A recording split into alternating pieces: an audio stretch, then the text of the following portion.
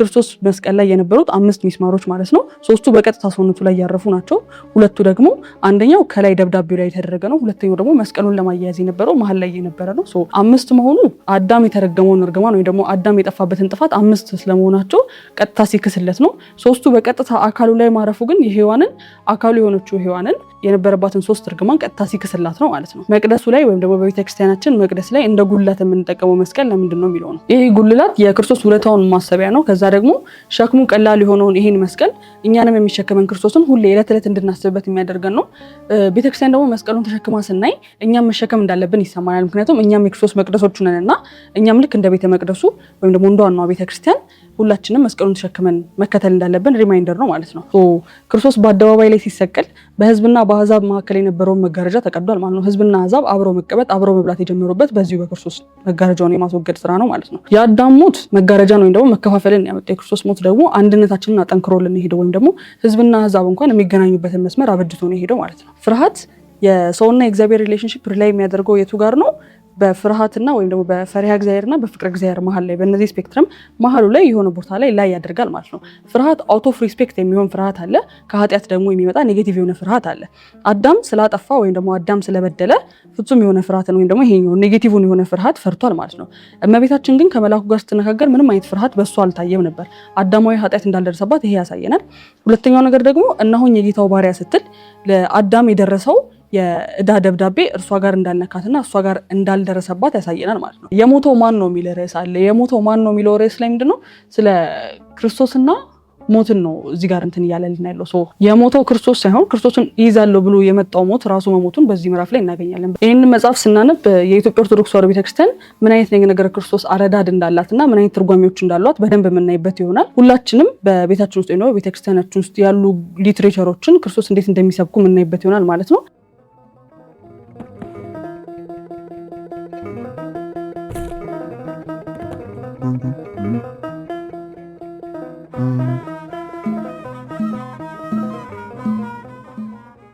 በስመ አብ ወወልድ ወመንፈስ ቅዱስ አሐዱ አምላክ አሜን።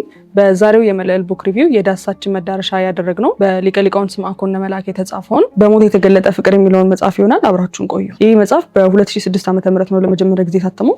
በውስጡ 20 በጣም አጫጭር ምዕራፎች አሉት። በእነዚህ 20 አጫጭር ምዕራፎች ውስጥ ክርስቶስ በሞት የገለጠውን ፍጹም ፍቅሩንና በብሉይ ኪዳን የነበሩ ምሳሌነቶች ወይም ደግሞ እንደ ፎርሻዶ ተጠቅሞ የብሉይ ኪዳንን ታሪኮች እያንዳንዱን ተርጉሞ በምሳሌና በአንድምታ አስቀምጠውታል ማለት ነው። በዚህ መጽሐፍ ከዕለተ ዓርብ ምስጢራዊ ትርጓሜ ተነስቶ ክርስቶስ በመከራው ሰሞን ያደረጋቸውን ነገሮች እያንዳንዱን አብራርቶ ብሉይ ኪዳንንም ተጠቅሞ ሐዲስ ኪዳንንም ተጠቅሞ እስከ እሁድ ፍጻሜነት ድረስ የደረሰበት መጽሐፉ 2 ዋና ዋና ዓላማዎች አሉት። አንደኛው ምንድነው የክርስቶስ ሞት ራንደም የሆነ ወይም ደግሞ እንደ እንግዳ ደራሽ ያለ እንዳልሆነ፣ ሁለተኛው ምንድነው ስለ ፍጹም ፍቅሩ ወይም ደግሞ ለሰው ልጆች የሰጠውን ፍጹም ፍቅሩን የሚያብራራ ፖይንት ባይ ፖይንት እየገለጸ የሚያብራራልን ነው ማለት ነው። ሁለተኛው ምንድነው የክርስቶስ ፍጹም ፍቅሩን ለኛ ያለውን ወይ ደግሞ ለሰው ልጆች የሰጠውን ፍጹም ፍቅሩን ፖይንት ባይ ፖይንት እየጠቀሰ እያብራራ በምሳሌ እያዋሃደ መግለጽ ነው ማለት ነው። ይሄ መጽሐፍ የጉባኤ ቤት አጻጻፍን የተከተለ ነው። ወይም ደግሞ ብዙ ሪፈረንስ እና ሳይቴሽን አናገኝበትም። ልክ አንድምታ ትርጓሜ ሲጻፍ ዋና ሪፈረንሳችን ስክሪፕቸሩ ራሱ እንደሆነ ሁሉ ይሄ መጽሐፍ ሲጻፍ ስክሪፕቸሩና ሌሎች አንዳንድ የታሪክ መጽሐፍትን የተጠቀመው እንጂ ሪፈረንስ ወይም ደግሞ ሳይቴሽን ሲጠቅስ አናገኘው። በምዕራፍ 1 የዓርብን ትርጉም በመግለጽ ይጀምርና ከዛ በኋላ ዲፐር የሆኑ ቴዎሎጂካል ኮንሰፕቶችን ያነሳል። ለምሳሌ ስለ ኃጢአት፣ ስለ ፍቅር፣ ስለ ማዕርጋተ ቅድስና እነዚህን ሁሉ የሚያነሳ ነው ማለት ነው። ስለ ኃጢአት ሲያነሳ በጣም ደስ የሚል ኮንሰፕት አንዱ ምንድነው ኃጢአትን ብዙ ጊዜ የምናያይዘው ልክ ራሱን የሆነ ኤንቲቲ እንሰጧለን ወይም ደግሞ ራሱ የሆነ እንደ ኋኝ ነገር እንወስዷለን። ኃጢአትን ብዙ ጊዜ ከምን ጋር ነው ኮኔክት ማድረግ የሚገባል? ክርስቶስ መንገድ ነው። ዋናው መንገድ ክርስቶስ ነው። ከክርስቶስ መንገድ መውጣት ወይም ደግሞ ርትዕት ከተባለችው እውነተኛዋ መንገድ መውጣት ነው ኃጢአት። ወይም ደግሞ ኃጢአት ማለት በራሱ ወርዱ ራሱ ማጣት ማለት ነውና ክርስቶስን ማጣት ወይም ደግሞ የክርስቶስን ሕይወት ማጣት አድርገን ብናየው የተሻለ ነው። ቀጣዩ ኮንሰፕት ምንድነው? የኃጢአትን ምንጭ ማወቅ ነው። ይሄኛው ምንድነው? አዳምና ሔዋን ገና ሲናገሩ ወይም ደግሞ በመጀመሪያው ሲስቱ ማን እንዳሳሳታቸው ወይም ደግሞ ኃጢአታቸው ምንጩ ከየት እንደሆነ ተናግሯል። ስለዚህ የኛም ኃጢአት አሁን ለምንሰራው ኃጢአት እያንዳንዱ ምንጩን ካላወቅነው ከምንጩ ካልቆረጥነው መሀል ላይ ብንቆራርጠው ሪከሪንግ እንደሚሆን ወይም ደግሞ ተመልሶ እንደሚመጣ ማብራራት መቻሉ ነው ማለት ነው። ቀጣዩ በጣም ደስ የሚል ኮንሰፕት ምንድነው? 5 ቀን ከተኩል የሚለውን ኮንሰፕት ሲያብራሩ አዳም ሳይፈጠር ያለፈው ጊዜ 5 ቀን ከተኩል ነበርና በኃጢአት የተኖረ እድሜ እንዳልተኖረ ይቆጠራል የሚለውን ለማብራራት የተጠቀሙበት መንገድ በጣም ደስ የሚለውን አግኝቻለሁ። ሌላው ኤቭሪቲንግ እዚህ ቻፕተር ውስጥ ያለው በጣም ሪሌቲቭ ነው ወይም ደግሞ አንዱን ባንዱን እየገለጸ የሚያልፍ ነው። ለምሳሌ የእስራኤል ከግብጽ ባርነት ነፃ መውጣትና በባህረ ኤርትራ መሻገር ከኛ አሁን ካለነው ክርስቲያኖች ጋር ከኃጢአት ቀንበር ነፃ መውጣታችንና ባህረ ሲኦልን መሻገራችንን ፎርሻዶ እንዲያደርግ አድርጎ አቅርቦታል። ዕለተ ዓርብ በስጋ ላሉ በከርሰ መቃብር ላሉና በሲኦል ላሉ ነፍሳት ለየት ያለ ትርጉም እንዳላት በዚህ ምዕራፍ አብራርቷል ማለት ነው። ቀጣዩ ምዕራፍ ላይ በምዕራፍ 2 ሁለት ሌሊቶችን ሲያብራራ እናገኘዋለን። እነዚህ ሁለት ሌሊቶች ምንድናቸው? የመጀመሪያው የ3 ቀኑ ሌሊት ነው ወይም ደግሞ በእነ ሙሴ ጊዜ የተፈጠረው እስራኤል ነፃ ከመውጣታቸው በፊት ያለው የ3 ቀኑ ሌሊት ሲሆን ሁለተኛው ደግሞ በጣም አጭሩ ክርስቶስ በተሰቀለ ጊዜ የነበረው በጣም አጭሩ የጨለማ ሰዓት ነው ማለት ነው። ይሄኛው የእነ ሙሴ ጊዜ የነበረው የመጀመሪያው ጨለማ ምንድነው? የሚዳሰስ አይነት ጨለማ፣ በጣም ድቅድቅ የሆነ ፊልም የሚደረግ አይነት ጨለማ ነው። ይሄ ምንድነው? ከምንድነው የመጣው? መቅሰፍት ነው ወይም ደግሞ በግብፃውያን ላይ የደረሰ የመቅሰፍት አይነት ነው። ሁለተኛው ጨለማ ግን ክርስቶስ ስለተሰቀለ ወይም ደግሞ አምላክ የብርሃናት ሁሉ አምላክ የሆነው ክርስቶስ ስለተሰቀለ ሌሎቹ ብርሃናት ወይም ደግሞ የተፈጠሩት ብርሃናት ብርሃን መስጠታቸውን ማቆማቸውን የሚያመለክት ነው ማለት ነው። በዚህ ሁለተኛው ሌሊት ላይ ብርሃናቸውን መከልከላቸው ስለምንድን ነው ቢሉ ሁለት ትርጉም ይኖረዋል። አንደኛው ፎርሻዶን ለመፈጸም ሲሆን ሁለተኛው ግን ትንቢቱን ለማፈጸም ነው። ትንቢቱ ምንድነው? ፀሐይ ይጨልማል፣ ጨረቃ ደም ይሆናል፣ ከዋክብትም ይወድቃሉ የሚል ትንቢት ነበርና እሱን ሊፈጽም አስቦ ያደረገው ነው ማለት ነው። ያን ጊዜ በነበረው ሌሊት ወይም ደግሞ በዛ 3 ቀን ሌሊት ከባርነት ነፃ የወጡበት እንደሆነ ሁሉ በዚህኛውም ሌሊት ደግሞ ክርስቶስ ተሰውቶ እኛ ከሲኦል ባርነት ከኃጢአት አገዛዝ ነፃ የወጣንበት ነው ማለት ነው። በምዕራፍ 3 በጣም ኦቨርሉክ ሲደረጉ የቆዩ አይዲያዎችን ለምሳሌ አሁን በምዕራፍ 2 ሌሊት እንደገለጸው በምዕራፍ 3 ደግሞ ስለ ጩኸት ይገልጻል። አሁን ጩኸት ማንም ኖቲስ ያደርገው ኦቨርሉክ ቢደረግ ሀሳብ ነው፣ ግን በጣም መተንተንና መብራራት የሚችል ሀሳብ ሆኖ እዚህ ጋር እናገኘዋለን። ከነዚህ ሁሉ ጩኸቶች ውስጥ የይሁዳ፣ የቅዱስ ጴጥሮስ፣ የዶሮዋ፣ የአይሁድ በሲኦል ያሉት ነፍሳት ሁሉም ሲጮሁ የነበረው ምንድነው? ባወቁትም ባላወቁትም መንገድ ክርስቶስ ተሰቅሎ እንዲያድናቸው እየሻቱ ነበር ወይም ደግሞ እየገፋፉት ነበር የነበረው ማለት ነው። ቀጣዩ ምንድነው? የሞተው ማን ነው የሚል ርዕስ አለ። የሞተው ማን ነው የሚለው ርዕስ ላይ ምንድነው? ስለ ክርስቶስና ሞትን ነው እዚህ ጋር እንትን እያለልን ያለው።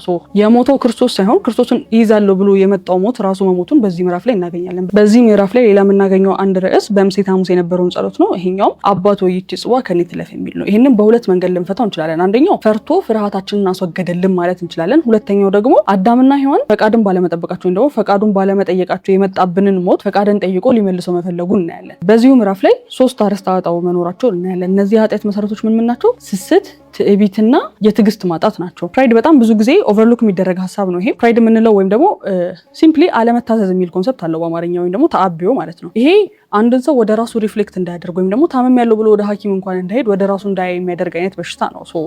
እዚህ ላይ ምንድነው? ራሳችንን ሴንተር ባደረግን ቁጥር ወደ ክርስቶስ ማየት ይከብደናል። ፍጹም የሆነው መልክ ክርስቶስ ነው። እሱን ማየት እያቃተን ወደ ራሳችን ሪፍሌክት ባደረግን ቁጥር ወደ ፍጹም ስህተት እየገባን እንሄዳለን ማለት ነው። ክርስቶስ ይህንን ኃጢአት ድል ሲነሳ ያደረገው ምንድነው? በፍጹም መታዘዝ፣ ራሱን ፍጹም ባዶ በማድረግ እስከ ሞት ድረስ መሄዱ ይሄንን ኃጢአት ቀጥታ ድል ለመንሳት ያደረገው እንትን ነው ማለት ነው። ቀጣዩ ሀሳብ ስስት ነው። ቀጣዩ ኃጢአት እንትን ምንድነው? ስስት ነው።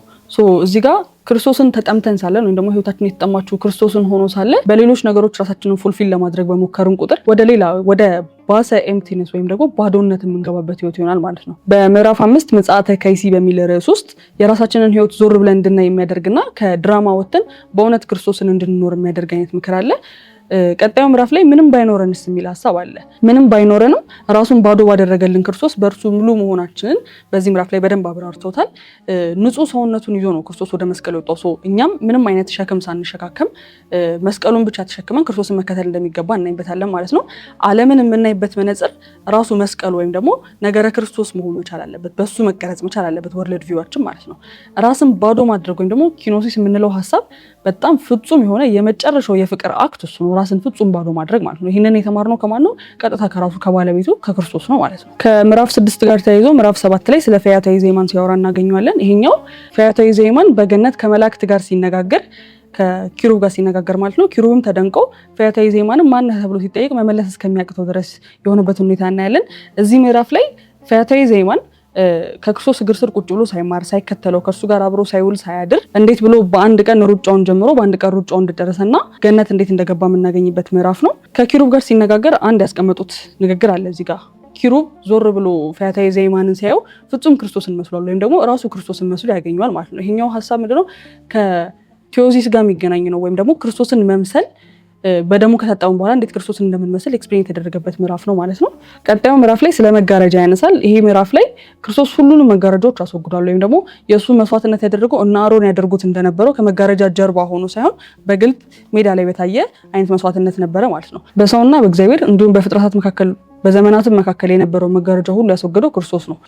ክርስቶስ በአደባባይ ላይ ሲሰቀል በህዝብና በአህዛብ መካከል የነበረውን መጋረጃ ተቀዷል ማለት ነው። ህዝብና አህዛብ አብረው መቀመጥ አብረው መብላት የጀመሩበት በዚሁ በክርስቶስ መጋረጃውን የማስወገድ ስራ ነው ማለት ነው። የአዳም ሞት መጋረጃን ወይም ደግሞ መከፋፈልን ያመጣው፣ የክርስቶስ ሞት ደግሞ አንድነታችንን አጠንክሮልን ሄደው ወይም ደግሞ ህዝብና አህዛብ እንኳን የሚገናኙበትን መስመር አበጅቶ ነው ሄደው ማለት ነው። ምዕራፍ 9 ላይ አቤቱ በመንግስት በመጣ ጊዜ አስበን የሚል ኮንሰፕት አለ። ይሄኛው ሀሳቡ ከስርዓተ ቤተክርስቲያን አንጻር ማብራራት ነው። ወይም ደግሞ ስርዓተ ቤተክርስቲያን ላይ ምን እንደሚደረግ በእለቱ ያ ጸሎት እንዴት እንደሚካሄድ አብራርተው በደንብ የገለጹበት ነው። የቅዱሳን ዕለት አርብ ናት የሚል ሀሳብ አለ እዚህ። የቅዱሳን ዕለት አርብ ናት ማለት ምን ሰራው አርብ ነው ማለት ነው። ለእሁድን ለማረፍ አርብ ሰርተን ነው የምንቀመጠው ማለት ነው። አርብ ያልሰራ እሁድ ይሰራል። በምዕራፍ 10 ላይ የአብርሃም የደስታው ቀን በማለት ከሆሳዕናና ከስቅለት ቀን ጋር እያያዛቸውን ሁለት ታሪኮች እናገኛለን። የመጀመሪያው ከሆሳዕና ጋር የተያያዘው የይስሐቅ ልደት ነው። የአብርሃም ፍጹም ደስታን ያየበት የይስሐቅ ልደት ቀን ነው። ሁለተኛው ደግሞ ከመልከጼዴቅ መስዋዕት ጋር በማያያዝ ዕለተ አርብን ወይም ደግሞ የክርስቶስን ስቅለት ያነሳበት እንትኑ ነው ማለት ነው። በምዕራፍ 11 ዛቲ ዕለት የሚል በጣም ሾርተስት ምዕራፍ ከዚህ መጽሐፍ ይሄኛው ነው። ዛቲ ዕለት የሚለውን ኤክስፕሌን ሲያደርገው የክርስቲያን ዕለተ አርብ ጀምራ እሁድ የምትፈጸምበት ወይም ደግሞ እሁድ የምታልቅ መሆኗን ያብራራል ማለት ነው። ይሄ ዛቲ ዕለት የሚለው ከዕለተ እሁድ ንባብ የተወሰደ ነው። በምዕራፍ 11 ላይ ስለ ሚስጢረ ቀራንዮ እናያለን።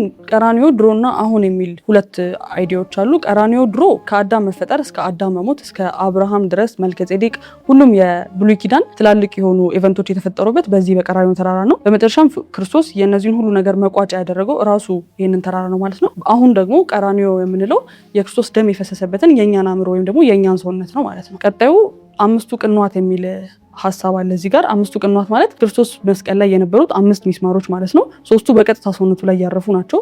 2ቱ ደግሞ አንደኛው ከላይ ደብዳቤው ላይ የተደረገ ነው። ሁለተኛው ደግሞ መስቀሉን ለማያያዝ የነበረው መሀል ላይ የነበረ ነው። 5 መሆኑ አዳም የተረገመውን እርግማን ወይም ደግሞ አዳም የጠፋበትን ጥፋት 5 ስለመሆናቸው ቀጥታ ሲክስለት ነው።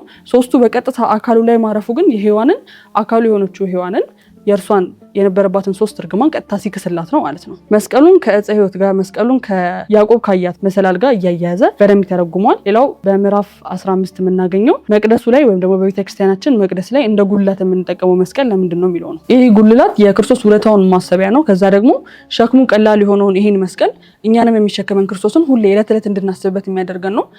ቤተክርስቲያን ደግሞ መስቀሉን ተሸክማ ስናይ እኛም መሸከም እንዳለብን ይሰማናል። ምክንያቱም እኛም የክርስቶስ መቅደሶቹ ነንና እኛም ልክ እንደ ቤተ መቅደሱ ወይም ደግሞ እንደ ዋናዋ ቤተክርስቲያን ሁላችንም መስቀሉን ተሸክመን መከተል እንዳለብን ሪማይንደር ነው ማለት ነው። ሌላው የቤተክርስቲያን ሙሽራ የሆነው ክርስቶስ ውለታውን ማሰቢያ ነው። ይሄኛው እንዴት ነው? አንድ ባል ለሚስቱ ማጫ እንደሚከፍለው ሁላ ይሄኛው እንደ ባርነት ሳይሆን እንደ ማጫ ተደርጎ ክርስቶስ በንጹህ ደግሞ የከፈለውን መስዋዕትነት ወይም ደግሞ ዋጋ ለቤተክርስቲያን እንዴት እንደሚገዛት የብራራበት ምዕራፍ ነው ማለት ነው።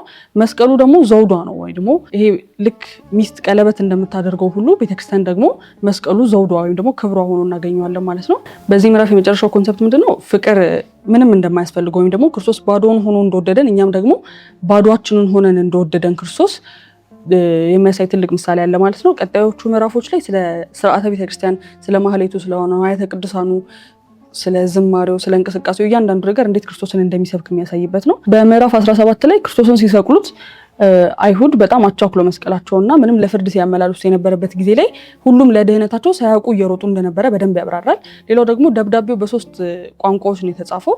ይሄ እነዚህ 3ቱ ቋንቋዎች ምንድናቸው? በሐዲስ ኪዳን እንዳለ የተጻፉት ጽሁፎች ወይም ደግሞ እንዳለ የተጻፉት ወንጌላትና መልእክታት ሁሉም በእነዚህ 3 ቋንቋዎች የተጻፉ ናቸው።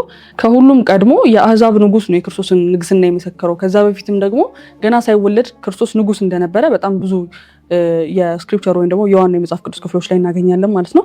በምዕራፍ 19 እና 20 በሁለቱ የመጨረሻ ምዕራፎች ላይ ማለት ነው ስለ ፍርሃትና ስለ አርብ ማጠቃለያ እናገኛለን። ፍርሃት የሰውና የእግዚአብሔር ሪሌሽንሺፕ ላይ የሚያደርገው የቱ ጋር ነው? በፍርሃትና ወይም ደግሞ በፈሪሃ እግዚአብሔርና በፍቅረ እግዚአብሔር መሀል ላይ በእነዚህ ስፔክትረም መሀሉ ላይ የሆነ ቦታ ላይ ያደርጋል ማለት ነው። ፍርሃት አውት ኦፍ ሪስፔክት የሚሆን ፍርሃት አለ። ከኃጢአት ደግሞ የሚመጣ ኔጌቲቭ የሆነ ፍርሃት አለ።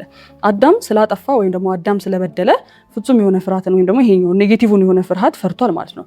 እመቤታችን ግን ከመላኩ ጋር ስትነጋገር ምንም አይነት ፍርሃት በእሷ አልታየም ነበር። አዳማዊ ኃጢአት እንዳልደረሰባት ይሄ ያሳየናል።